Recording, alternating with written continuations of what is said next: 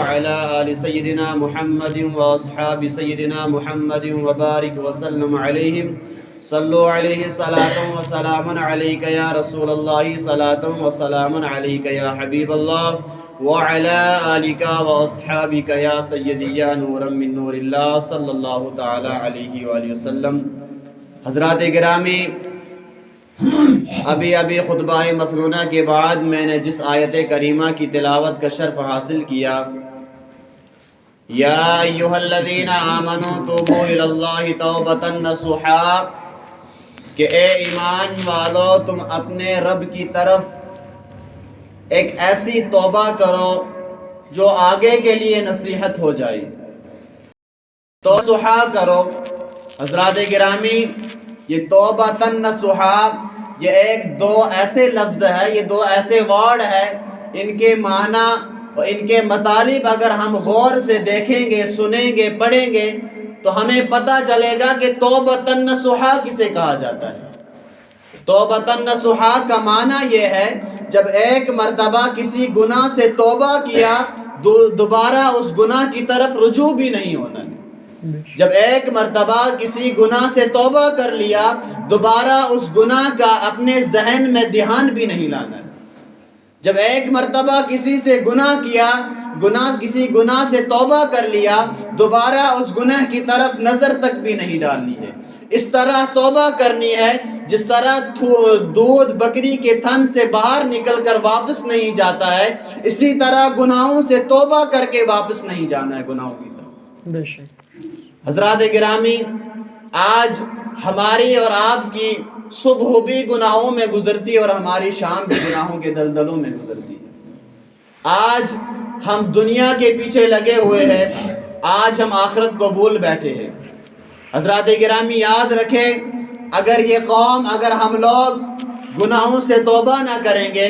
اگر ہم لوگ اللہ تبارک و تعالیٰ کے راستے پر نہ آئیں گے تو یاد رکھیں ضرور ایک دن ایسا آئے گا ہم پر قہر نازل ہوگا۔ اور آج ہم اور آپ دیکھ ہی رہے ہیں کہ کس طرح ہم اور آپ پر مصیبتوں کا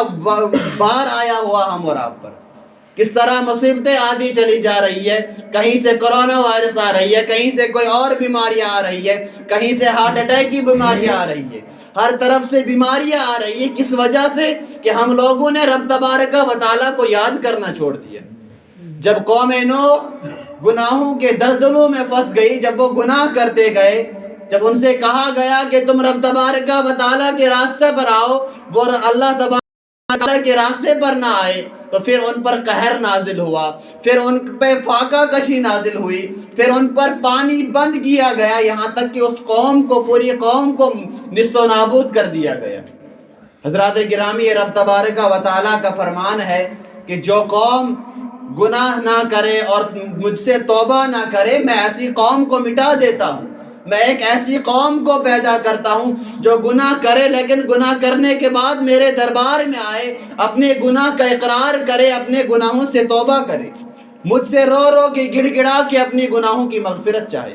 اور آج ہم اور آپ ہے کہ ہم گناہوں کے دلدلوں میں چلے جا رہے ہیں، ہمیں یہ فکر ہی نہیں ہے کہ یہ چند لمحوں کی ہماری زندگی ہے، چند لمحوں کے بعد یہ ہماری زندگی ختم ہو جانی ہے۔ ہماری جو یہ گنتی ہے، ہماری زندگی کی گنتی الٹی چلی جا رہی ہے۔ جب ہم 0 پوائنٹ پر پہنچ جائیں گے تو ہمیں اس اندھیری قبر کے اندر ڈال دیا جائے گا۔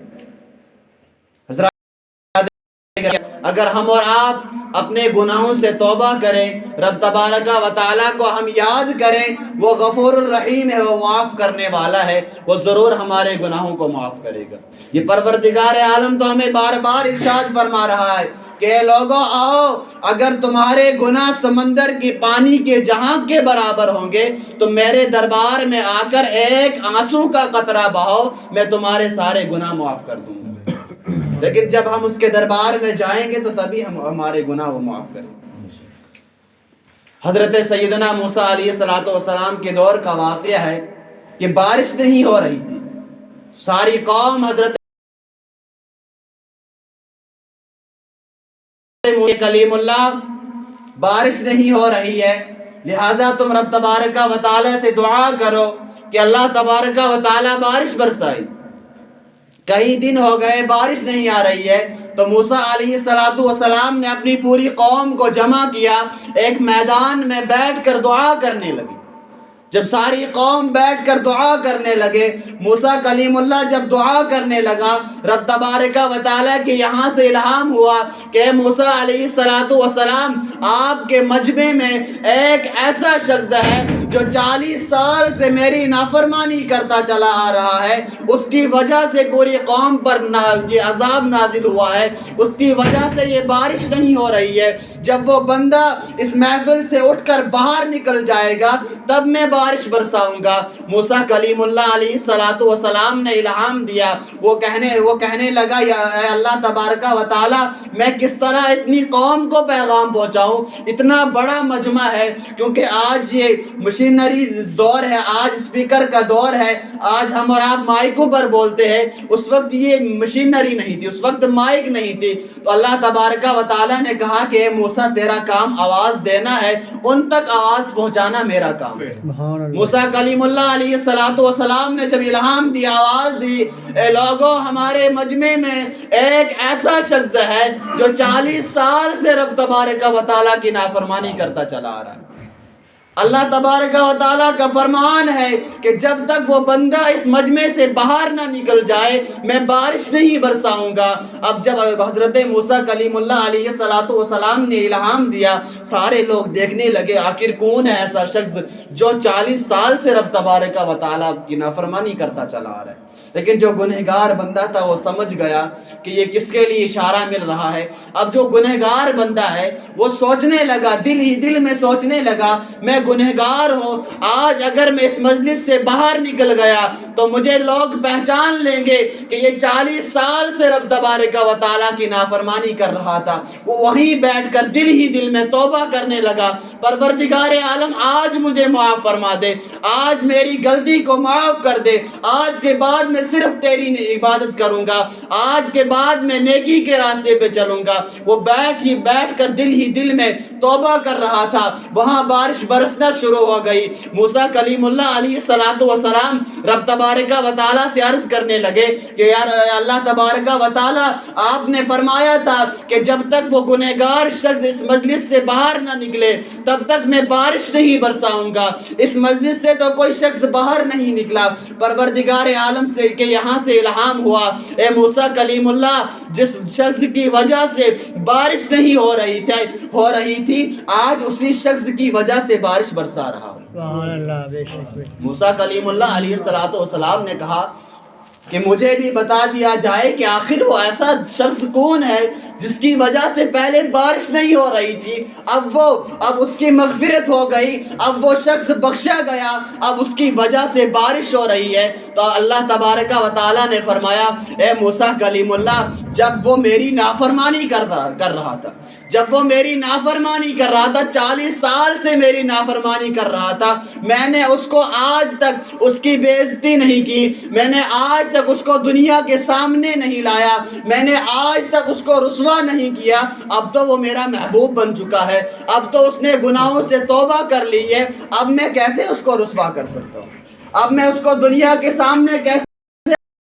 موسیٰ کلیم اللہ میں غفور الرحیم ہوں، میں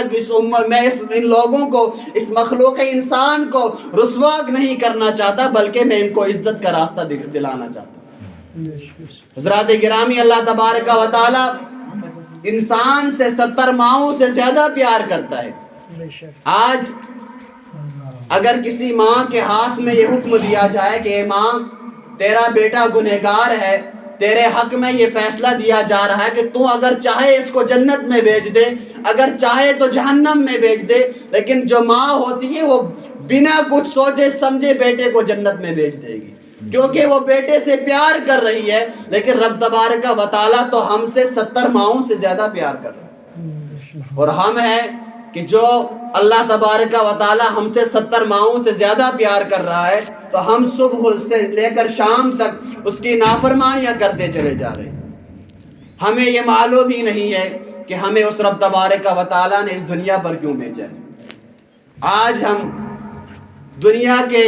دولت کے پیچھے لگے ہوئے ہیں، آج ہم دنیا کی کمائی کے پیچھے لگے ہوئے ہیں، آج ہم دنیا کی شہرت کے پیچھے لگے ہوئے ہیں۔ آج تو ہمارے اور آپ کے کہیں شہروں میں چرچے ہوں گے، آج ہم اور آپ نوجوان ہیں، آج ہم اور آپ ہاتھیوں کو انگلیوں کے اشارے پر نچا،